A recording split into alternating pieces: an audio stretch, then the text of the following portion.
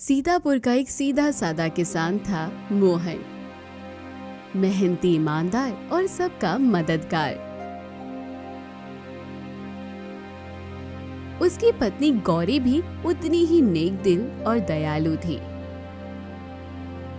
एक शाम जब बादल गरज रहे थे और बिजली कड़क रही थी तो कुछ ऐसा हुआ जिसने पूरे गांव की सोच बदल दी। मोहन खेत से घर लौट रहा था कि उसने नदी किनारे एक आदमी को बेहोश पड़ा देखा। अरे राम राम, अरे ये कौन बेचारा इस हालत में पड़ा है? हैं? अरे कपड़े फटे हुए, चेहरा थका हुआ। अरे राम राम राम, अगर ये यहीं पड़ा रहा तो जान भी जा सकती है। अरे इसकी मदद करनी होगी। चल चल चल। मोहन ने हिम्मत जुटाई और उस अजनबी को कंधे पर डालकर अपने घर ले आया। हे भगवान, मोहन ये कौन है? ऐसे अनजान को लेकर घर आ गए। अगर कोई मुसीबत खड़ी हो गई तो? गौरी, इंसानियत सबसे बड़ा धर्म होता है। ये भी किसी का बेटा होगा, किसी का भाई होगा। अगर मैंने इसे वहीं छोड़ दिया होता तो शायद ये वहीं मर जाता। अरे नदी किनारे बेहोश पड़ा था। कुछ देर बाद वो आदमी धीरे धीरे होश में आया। मैं कहाँ हूँ? मेरा नाम अमन है। मैं अजयपुर गांव का रहने वाला हूँ। काम की तलाश में निकला था, लेकिन बीमार पड़ गया। कई दिन से भूखा था। कोई बात नहीं भाई, अब चिंता मत कर। जब तक तू ठीक नहीं हो जाता यहीं हमारे घर रहेगा, और खाने पीने की चिंता मत कर। यहीं रहेगा, यहीं खाएगा। हाँ हाँ बेटा, मेहमान भगवान का रूप होता है। तू इसे अपना घर समझ। गौरी रोज उसे खाना खिलाती, दवा देती। मोहन खेत से लौटकर हाल पूछता।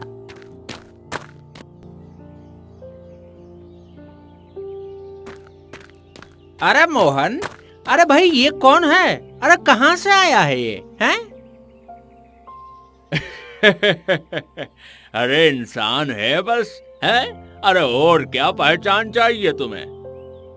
गांव की चौपाल पर पंडित हरि नारायण ने कहा। मोहन, तूने बड़ा पुण्य का काम किया है। हाँ, अजनबी को घर देना सबके बस की बात नहीं होती। हाँ। एक दिन अमन की आंखों में आंसू भर आए। भैया मोहन, भाभी गौरी, आप दोनों ने जो किया वो मेरे अपने भी न करते। अगर आप न मिलते तो मैं शायद जिंदा न बचता। आपका ये एहसान मैं कभी नहीं भूलूंगा। बेटा, ये घर अब तेरा भी है। हाँ भाई, तू यहाँ से जब भी जाएगा अपनी याद छोड़कर जाएगा। हाँ। लेकिन किस्मत का खेल ही अजीब होता है। कुछ दिन बाद गांव में एक और आदमी आया, रघु। वो अमन का बचपन का दोस्त निकला। गांव में काना फूसी होने लगी। अमन मेरा दोस्त है, लेकिन ध्यान रखना ये जरा जिद्दी है, गुस्सैल है। कहीं कोई परेशानी ना खड़ी कर दे। अरे भाई, कहीं अमन मुसीबत ना खड़ी कर दे, हैं?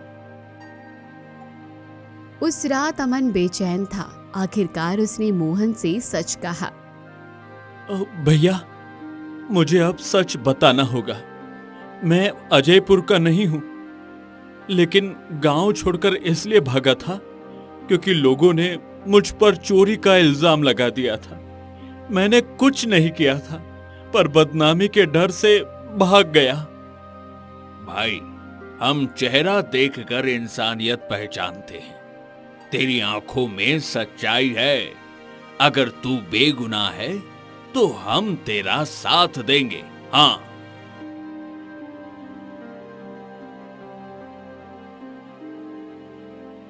हाँ अमन, अब तू अकेला नहीं है। ये गांव तेरा परिवार है। और हम तेरे अपने। धीरे धीरे गांव वालों ने भी अमन के अच्छे स्वभाव को पहचान लिया। वो बुजुर्गों की मदद करने लगा, खेतों में काम करने लगा।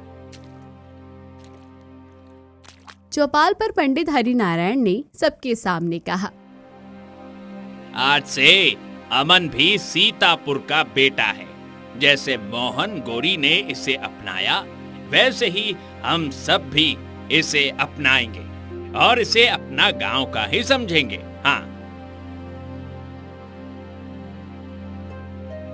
अमन फूट फूट कर रो पड़ा। आप दोनों ने मुझे नया जीवन दिया है। मेरा असली घर अब यही है और आप दोनों मेरे लिए भगवान का रूप है। गांव के हर इंसान की आंखें नम थी। अमन धीरे धीरे ठीक हो रहा था। अरे ये अजनबी है। अरे कौन जाने क्या करता है। कहीं हमारे घर की चीजें न चुरा ले। आजकल चोरी बहुत हो रही है। हाँ मोहन, मैं पहले से ही कह रहा था, बिना पहचान का आदमी हमारे बीच कैसे रहेगा। ये ठीक नहीं है। विक्रम, देवाशीष बाबू, मैं लाभ हानि की गिनती नहीं करता। इंसानियत सबसे ऊपर है। मेरा मेहमान मेरे घर में रहेगा, यही मेरी आखिरी बात है। लेकिन गांव के कुछ लोग अब भी उसकी सच्चाई पर शक कर रहे थे। चलो गांव में बताए कि अमन एक चोर है। इसे कोई नदी किनारे मार कर रख गया होगा, तो उसे मोहन घर से निकाल देगा। हाँ हाँ, बिल्कुल सही है। इसी से मोहन परेशान होगा। सब मिलकर ये नाटक करेंगे।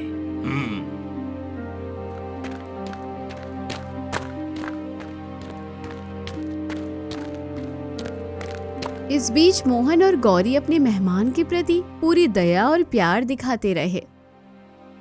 अमन बेटा, भूख लगी होगी, खा लो।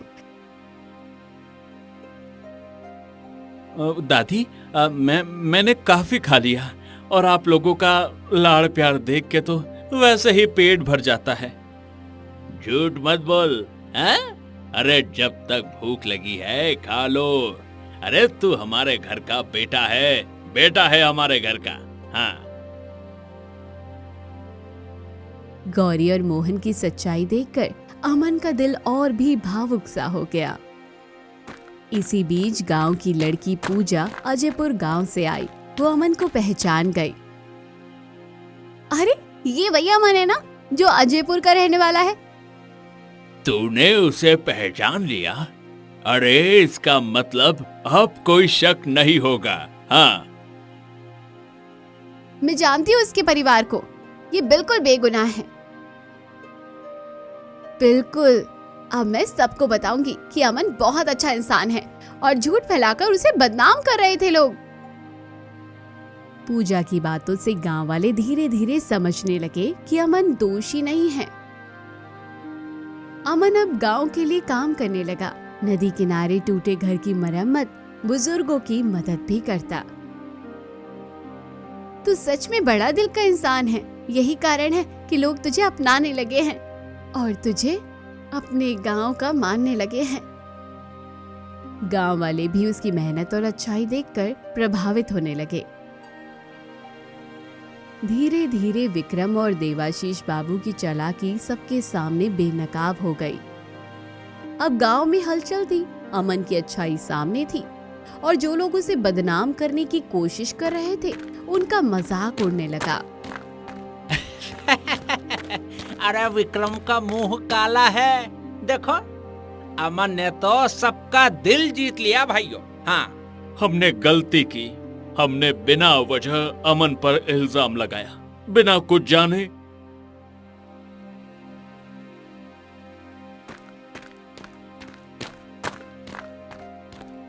अमन और पूजा ने मिलकर गांव में उसकी बेगुनाही साबित की। आप लोगों के बिना मैं कुछ भी नहीं कर सकता था। आप दोनों ने मुझे नया जीवन दिया। मैंने अगले जन्म में कुछ अच्छा किया होगा जो तुम लोगों से मुलाकात हुई। तेरी सच्चाई सबके सामने आ गई। अब तू यहाँ सुरक्षित है। हाँ बेटा, तू हमारे घर का हिस्सा बन चुका है, हमेशा याद रख। इस तरह अमन का सफर गांव में अपनापन पाने और लोगों के दिल जीतने का जारी रहा।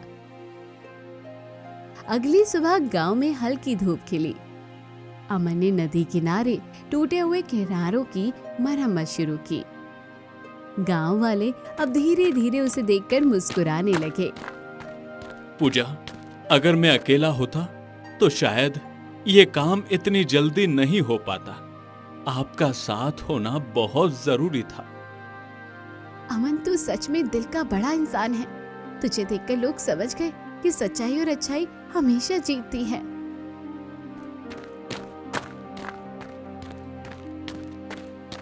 विक्रम और देवाशीष बाबू अब शर्मिंदगी महसूस कर रहे थे। मोहन, गौरी, अमन, हमसे गलती हो गई। हमने झूठा आरोप लगाया। हम आपसे और अमन से माफी मांगते हैं। हाँ, हमें अपनी चालाकी का खामियाजा समझ में आया। अब हम कभी अमन या किसी अन्य को गलत नहीं समझेंगे बिना उसके सच जाने, बिना उसका सच जाने। आप सबको माफ कर दिया। सबको सच्चाई समझनी चाहिए। अब सब ठीक है। बिना सच्चाई जाने किसी इंसान को बदनाम नहीं करना चाहिए।